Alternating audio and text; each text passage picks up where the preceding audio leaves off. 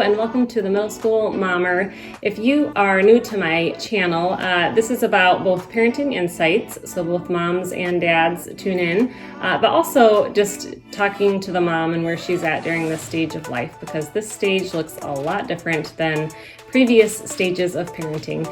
So that's obviously what today's topic is going to be about, the overwhelmed mom, 5 steps that you can take to improve your quality of life.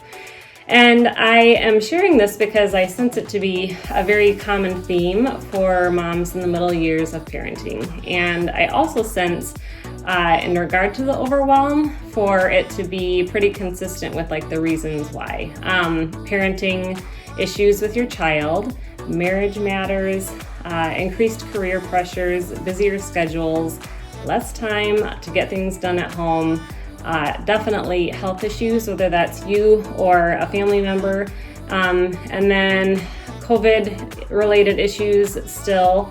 And I also just want to point out that as time goes on, we know more people and we just have more friends and acquaintances. And what that means is that we have more news coming our way, more hardship, more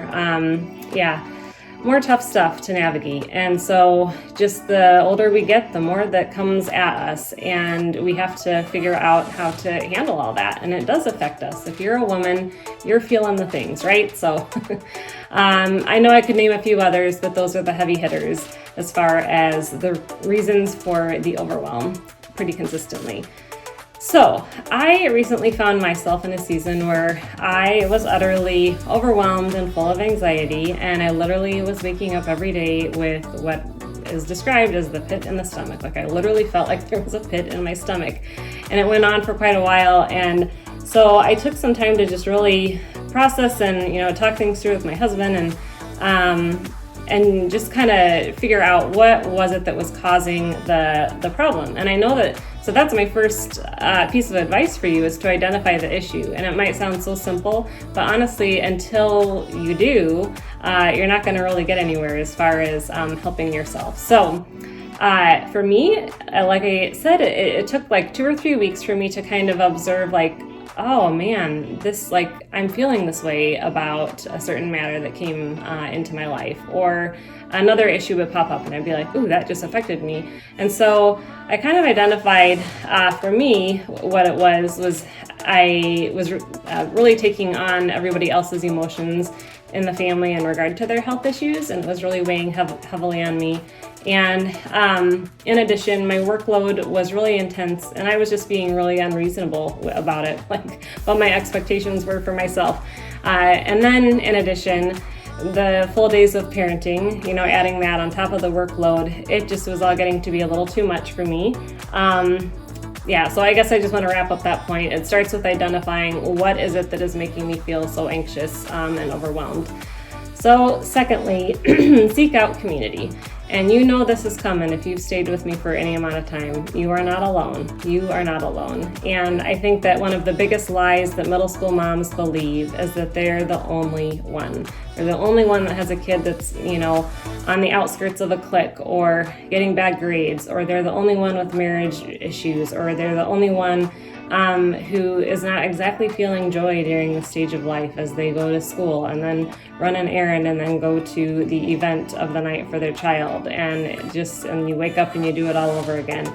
And just to hear somebody else say, yeah, me too, it's so good for you. And so pick up the phone, call somebody, go for a walk, get into a community group. For me, that's definitely one of my lifelines, is a very consistent Wednesday morning group of gals. And every time I show up, I hear somebody, at least one person, usually pretty much everybody, share one thing where I'm like, oh, me too.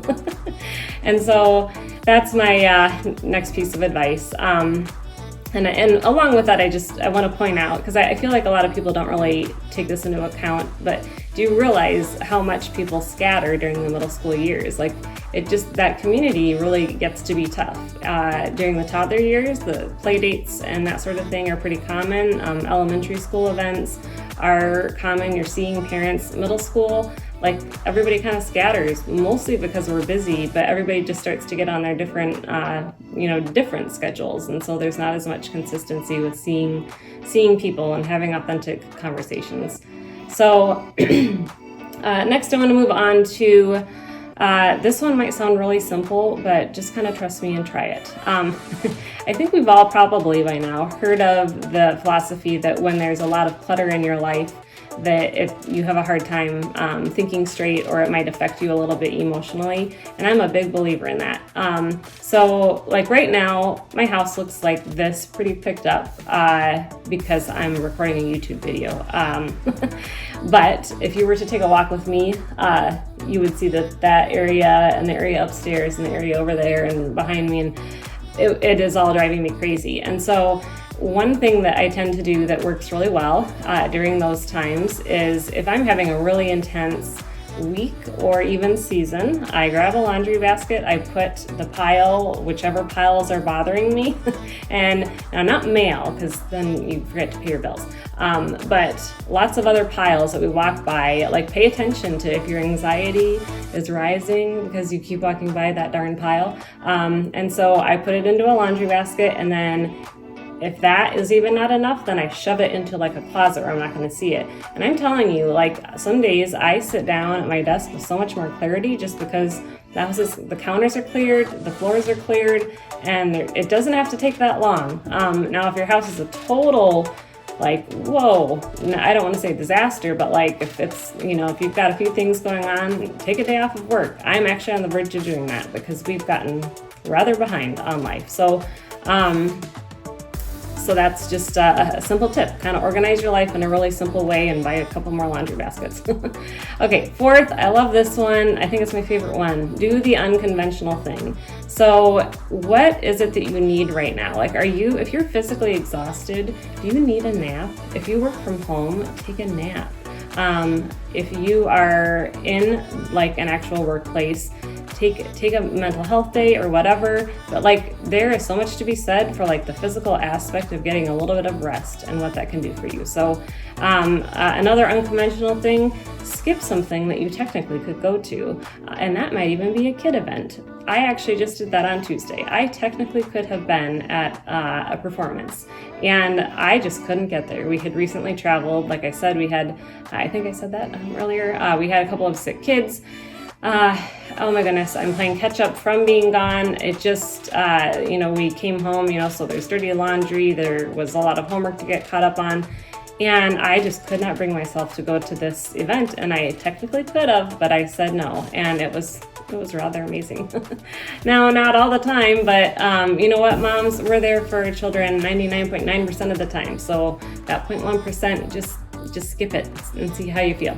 And then, of course, socially, I think our default is always, yes, I'm available, therefore yes. But sometimes, no, just say no, and you don't have to give a reason. So do the unconventional thing. Lastly, I say ask for help. Not maybe in the way that you're thinking. I'm thinking more in terms of like right now we are testing out, because we've got an amazing coupon, we are testing out the meal delivery, and not the meal delivery that makes you cook, but the meal delivery that is like 100% like it's ready for you to eat. And so I'm just trying it for a month, and it has helped a lot. But asking for help can look a lot of different ways. Yes, it might look the traditional way of like asking a grandparent or somebody to come over and help, but it also might look like hiring a house cleaner. If you don't have one, hire one, try it out again. Just try it for a month, maybe even have that person come on the off week and just do a little bit of picking up if you feel comfortable with that. Let's see here. Asking for help, definitely, this is a non-negotiable, means training your children on how to help you. Middle schoolers have the capability to clean a toilet, to wash dishes, to load the dishwasher, all those things, just making sure that you get all those rhythms into place. They're not going to get it right on the first time. It will take a couple weeks of training probably. They'll probably flub it up, but get them going with as many things as you possibly can, especially during your seasons of overwhelm. So there are a number of other things, of course, I could name. So I have a feeling this is edition 1 of 2, 3, 4, 5, or 10. But those are my 5 tips for today. I do hope they help. And if you like this video, please share it, and definitely subscribe and ring the bell for future notifications.